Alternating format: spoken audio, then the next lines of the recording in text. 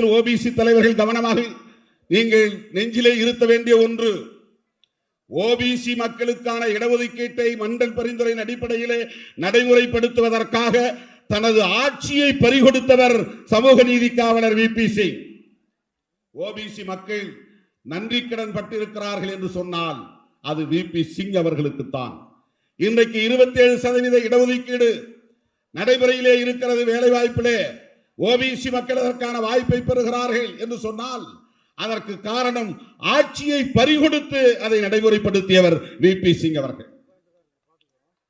அவரை கொண்டாட வேண்டிய தேவை இருக்கிறது. விபி மண்டலுக்கு சிலை எழுப்ப வேண்டும் என்று அண்ணன் தளபதி அவர்களை சந்தித்து நான் மனு கொடுத்தேன்.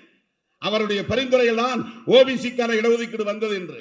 ஆனால் தமிழக முதல்வர் அவர்கள் அண்ணன் தளபதி அவர்கள் விபி சிங்குக்கு நாங்கள் சிலை எழுப்ப போகிறோம் என்று தமிழ்நாட்டில் விபி சிங் அவர்களுக்கு